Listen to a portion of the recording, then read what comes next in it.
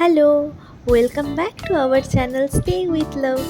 আজকে সকাল সকাল ভিডিওটা শুরু করছি এক কাপ গরম গরম চায়ের সাথে। আজকে সারাদিন থাকবো খুব ব্যস্ত। আসবে আমার ছোট ভাই তার নতুন বউকে নিয়ে আমার সেকেন্ড হোমে। তারই প্রিপারেশন শুরু করে দেব এখন। আর আপনাদের সাথেও শেয়ার করব ছোট্ট ছোট্ট একটু ক্লিপ, কিছু রেসিপি, আর কিভাবে আমরা সারা দিনটা কাটালাম তার সুন্দর কিছু মুহূর্ত। সকাল সকাল ঘরটা গুছিয়ে নিয়ে চলে এলাম রান্নাবান্নার প্রস্তুতি নিতে। এখন কিন্তু বেজে গেছে প্রায় 10টা। আর এখন প্রথম কাজই হলো মাংসটাকে ম্যারিনেট করে রাখা। ফ্রিজ থেকে বের করে রেখেছিলাম সকালবেলাতেই। এখন সুন্দর করে নুন, হলুদ, তেল, লঙ্কার গুঁড়ো দিয়ে ভালো করে ম্যারিনেট করে রেখে দেব আধ ঘন্টার মতো। তারপর বসিয়ে দেব মাংসটা। আমার শাশুড়ি মা পেঁয়াজ, আদা, রসুন সমস্ত কিছু কেটে রেখেছে। এরপর আস্তে আস্তে বানিয়ে নেব সব কিছুর পেস্ট। সময়ের অভাবে আর বেশিক্ষণ তো ম্যারিনেট করে রাখা যায়নি, তো এখন তাড়াতাড়ি বসিয়ে দিতে হবে মাংসটা। করবো আমি কড়াইয়ে, ওই জন্য কিন্তু সময়ও লাগবে অনেক। তো এখানে ফোড়ন দিয়ে দিলাম জিরে আর তেজপাতা, তার সাথে একটুখানি পেঁয়াজ ভেজে নেব। আর বাকি থাকছে আদা রসুন পেস্টের সাথে পেঁয়াজ বাটা। পেঁয়াজটা একটু ভাজা ভাজা হয়ে গেলে এবার আমি ম্যারিনেট করে রাখা মাংসটা দিয়ে দেব। দিয়ে একটুখানি কষিয়ে নেব। তারপরে স্টিমে বসিয়ে দেব। পুরোটা যেহেতু কড়াইতে করছি ওই জন্য সময় লাগবে অনেকটাই। আর তার মধ্যে হয়ে গেছে কারেন্ট অফ। এখন এমার্জেন্সি লাইটেই করতে হবে রান্না বান্না। এখন মিডিয়াম ফ্লেমে রাখলাম আর মাংসটা কষাতে থাকবো। আর তার সাথে ব্রেকফাস্টের জন্য বানিয়ে নেব এখন সাদা আলুর তরকারি, সর্ষের তেলে কালো জিরা আর কাঁচা লঙ্কার ফোড়ন দিয়ে। আলুগুলো ডুবো ডুবো করে কাটা ছিল সেগুলো দিয়ে দিই। পরিমাণ মতো নুন দিয়ে দেব। তারপর কিছুক্ষণ ভাজা ভাজা করে দিয়ে দেব জল। ঘড়িতে কিন্তু 11টা বাজতে 5 মিনিট বাকি। আমাদেরও ব্রেকফাস্ট হয়নি আর ভাইদের আসতেও অনেক দেরি আছে, তো আমরাই আগে ব্রেকফাস্ট করে নেব। আর এই যে একটু ভেজে দিয়ে দিলাম এখন জলটা। আর এই দিকে দেখুন আমার মাটনটা কিন্তু কষানো চলছে একই সাথে। সাদা আলুর তরকারি যখন, তাতে তো স্বাদ মতো চিনি অ্যাড করতেই হবে। তো দিয়ে দিলাম স্বাদ মতো চিনি, একটু বেশি পরিমাণে হিং গুঁড়ো। মিষ্টি মিষ্টি সাদা আলুর তরকারিতে কিন্তু এই হিঙের ফ্লেভারটা অসাধারণ লাগে। রেডি আমার তরকারি। এখন যে যখন খাবে লুচিগুলো ভেজে নিতে হবে। আমার শাশুড়ি মা এদিকে ময়দা মেখে রেডি করে দিয়েছে। এদিকে আদা রসুন টমেটো লঙ্কার পেস্টটাও রেডি করা হয়ে গেছে। এটা দিয়ে দেবো মাংসের মধ্যে। আর তার সাথে সাথে আমি এদিকে ডালটাও ধুয়ে নেব। ডাল সেদ্ধটা বসিয়ে দিতে হবে। চলুন এবার কটা লুচি ভেজে নেওয়া যাক, তারপর অন্য রান্না। এদিকে মাংসের আলুটাকেও ভাজতে বসিয়ে দিয়েছি। ভাজার পরে দিয়ে দিলাম মাংসের মধ্যে। আর এদিকে সর্ষে পোস্তর মিক্সার রেডি ইলিশ মাছ ভাপার জন্য।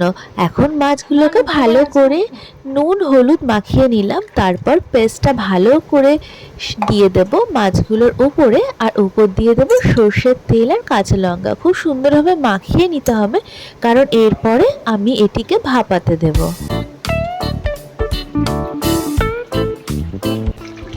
এরই মাঝে মাংসের আলুগুলো সেদ্ধ হয়ে গেছে। একটা একটা করে আলুগুলো সরিয়ে রাখছি। মাখানো মাছগুলোর ওপর এখন ছড়িয়ে দিচ্ছি সর্ষের তেল আর কিছু চেরা কাঁচা লঙ্কা। এরপরে ভাপাতে বসিয়ে দেব।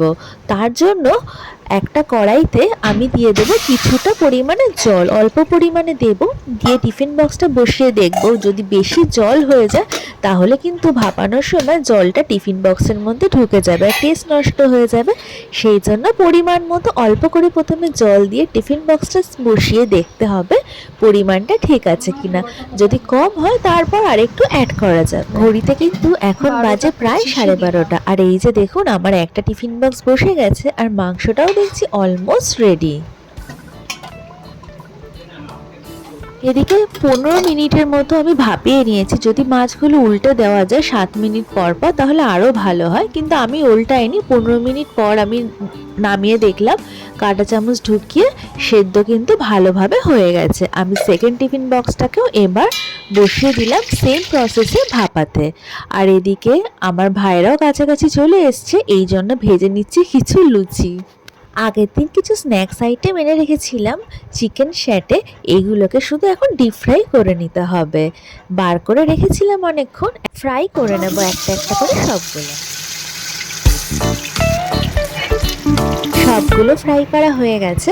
আর এরই মধ্যে আমার ভাই আর ভাইয়ের বউ চলে এসেছে।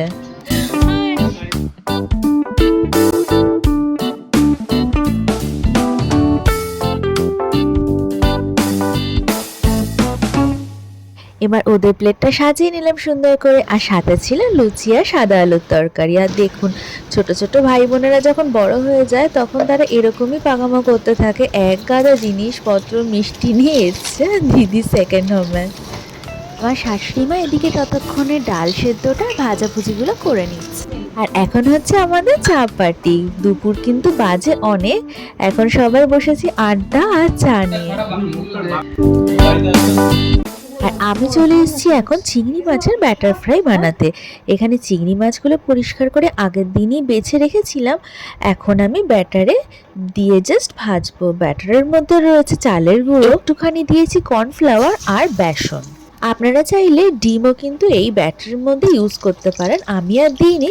আর তার সাথে নুন আর আমি একটুখানি লঙ্কার গুঁড়ো অ্যাড করেছিলাম। এখন সুন্দর করে ভেজে নিচ্ছি, একটু ডিপ ফ্রাই করলাম। এখন সব রেডি, এই হলো মাংসের ফাইনাল লুক। এখন একে একে প্লেটগুলো সাজিয়ে নিচ্ছি।